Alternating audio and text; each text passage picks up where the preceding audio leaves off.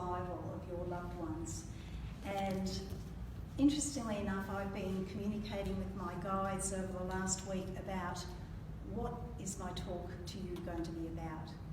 And I'm a person that needs structure. I've studied my personality over the years, and I have different methods of trying to understand who I am, what my mission in life is, what my purpose is. And by what I see here in this room tonight, I believe that a lot of you women, and there's one gentleman, I think, and two gentlemen, three gentlemen, great. Lovely to see gentlemen too, because we need that beautiful yin and yang balance. So I think that we're all looking for answers. We're all looking for the truth of who we are, what brings us here, why we go through the trials and tribulations and the issues of life that we go through, and what's the purpose of it all. And interestingly enough, that's not even on my cards. As I spoke to Sharon earlier, I said, I don't know, they were not giving me a lot of information about what this talk will be. It's like I have to develop trust, and that's what I'm tapping into right now. And as I look at your faces, I know that each and every one of us is also learning that one thing in life about developing trust, and trust in ourselves and our intuition. That silent place that we all need to go to find out who we are and how comfortable we feel in our own skin. But I want to share a quote with you by Rumi, who is a beautiful poet, and I've looked at a number of his sayings or his poems, and they really resonate. And this one that I found today goes like this: the quieter you become, the more you're able to hear. So I want to take you back to 1999 when I first discovered meditation, and I went and learned about Reiki.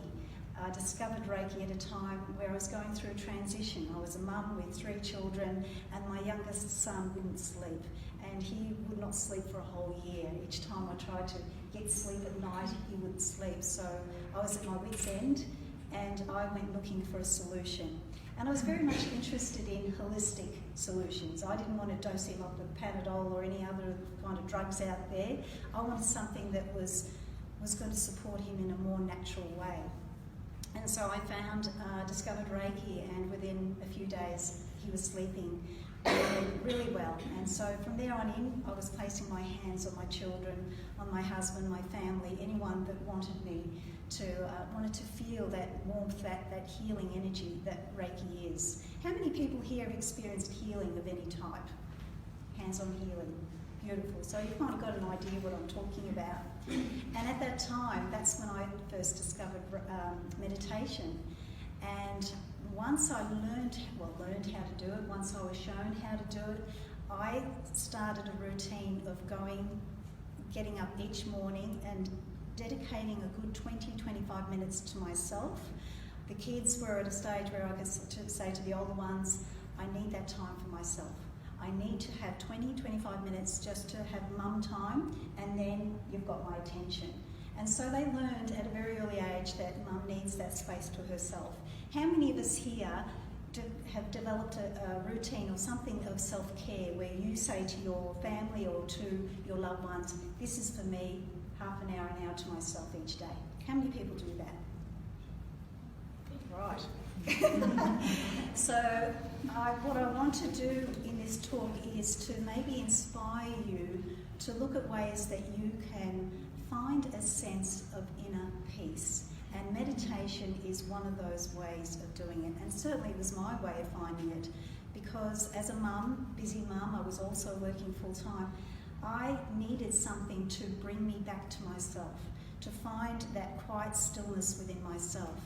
And as I did that, I found a little place at the base of my bed. I put a little candle there, I would light it, I would do this little ritual, and then I would call in guides. I started listening to a guided meditation, which the actual lady that guided the meditation took me on a trip to find my guide, to feel their energy, to understand what they were trying to communicate to me.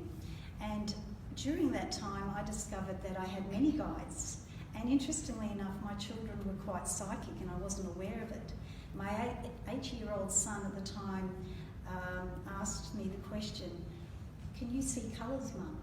Can you see colours around people?" And I said, "Well, no, I can't. Can you?" And he said, "Yes." And he felt so alone because he mentioned this to some other children at school, and they looked at him as though there was something really weird and wrong with him. "What do you mean you can see colours?" So he could actually see the colours around people. So he thought that with Reiki and the practices I was doing, that I could actually see the same thing.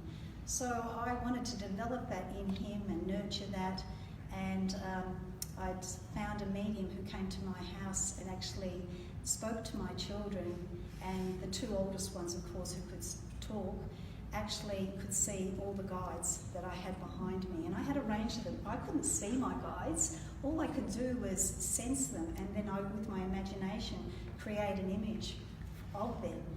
And each of them had a purpose, a reason for wanting to be connected with me. And so one of those guides was an Indian guide. He was an old Indian guide with a headpiece and American Indian.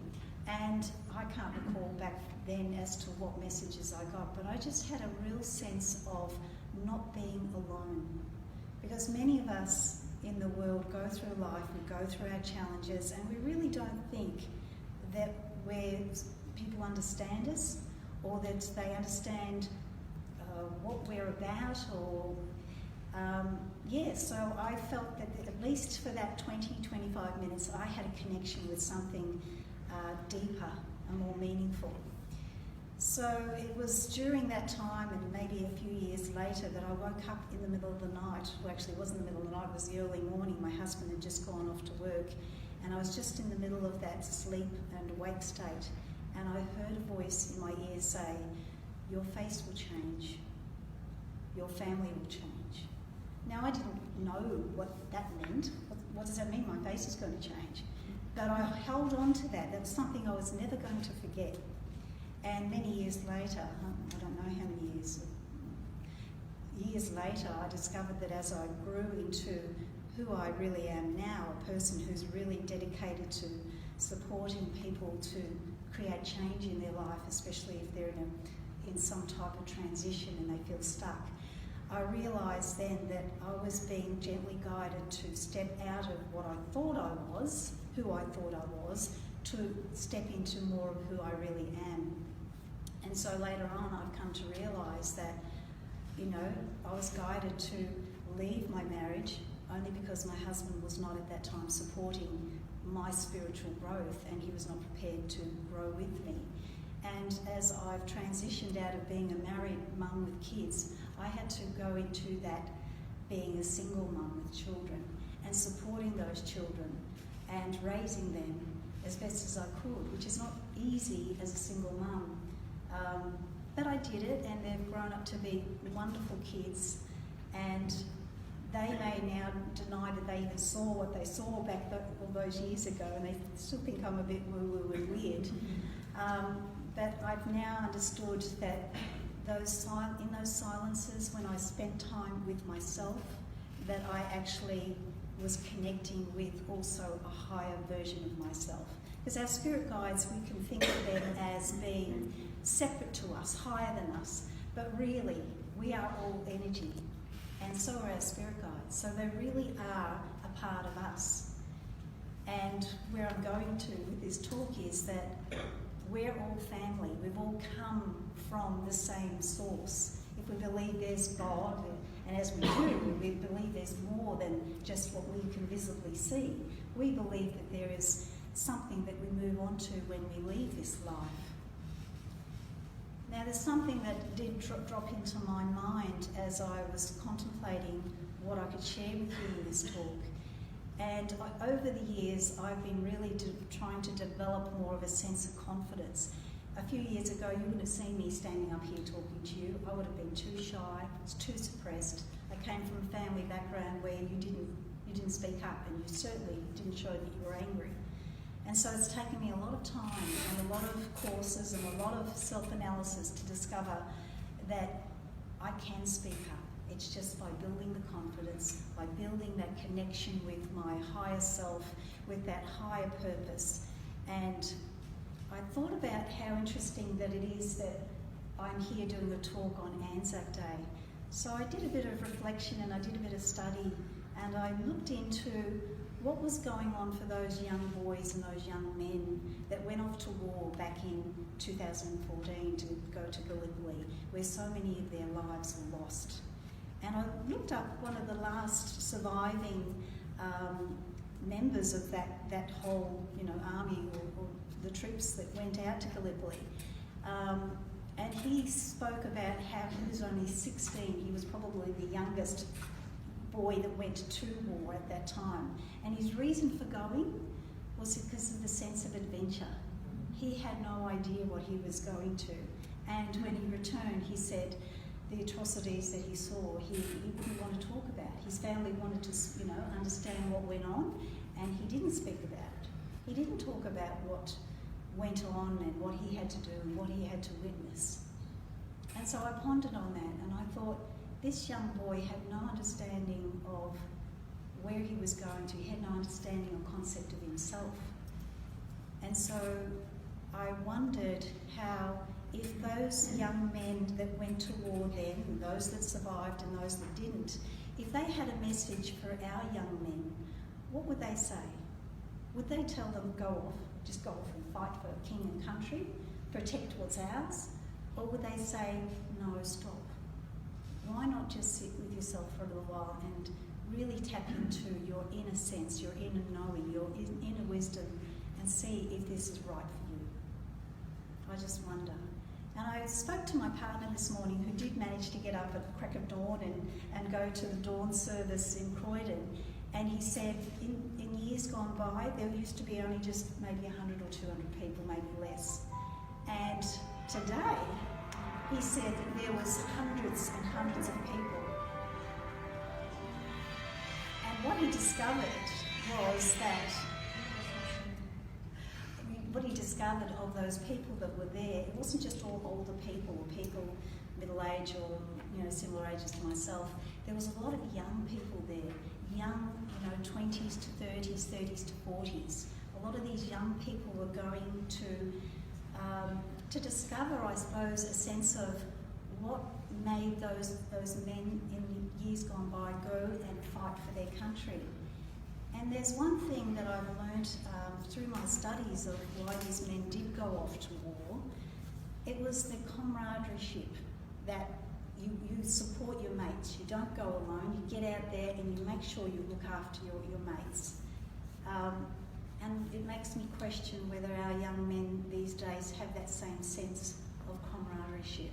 We do a lot of our communication online, and there's not that, that a lot of that face-to-face communication, which, so I wonder. It just makes me wonder. I've got no answers. I'm still questioning and wondering, and I hope this inspires you to wonder too, that where there's a lot of women here in this group tonight, where my heart goes out to all the mothers, the sisters, the daughters of those men that did go off to those wars, World War I and World War II, who their partners, their sons, their fathers, their brothers may have come back, or they may not have come back. And the sorrow and the grief and the loss that they will have experienced. And I, as a mother of two sons, would hate to think that my two boys would just get up and go and fight for our country when maybe there's another way. And I'm hoping that with this understanding of each and every one of us tapping more into our inner wisdom, and our inner wisdom is in our bones. We actually inherit wisdom. Through my studies of Chinese medicine, for instance, which is thousands of years old, our ancestors or our loved ones who pass over, they leave the wisdom of their experiences behind for us to tap into. And they ask that in order for us to tap into it, instead of leaning forward into life and rushing through and trying to get things done, that we stop and be still and actually lean back and lean back into the support which the kidneys in our body represents, the area where our wisdom is also held. It's in our kidneys, it's in our bones. And so today or tonight, as you receive your messages from your loved ones, I want you to see if you can lean back and also remember at times where you're not sure of what your next step is, that you tap into the wisdom of those that have been here before us, those that have had their experiences of fear, of doubt, of not really knowing if they were doing the right thing or not, and just tapping into that wisdom of their experiences that they've left behind for us, because they're there waiting for us to ask for them and their support. And so what I'd love to do for you just for the next 5 minutes is to take you into a meditation, so that you can now start to, for those of you that don't meditate, to actually develop a bit of a sense of tapping into your ancestors. And they may be the ones that went off to fight the war, or maybe they're just your beloved mum or your dad, your sister, your brother, someone who means a lot to you, and see if you can tap into their wisdom. So I'd like you to just gently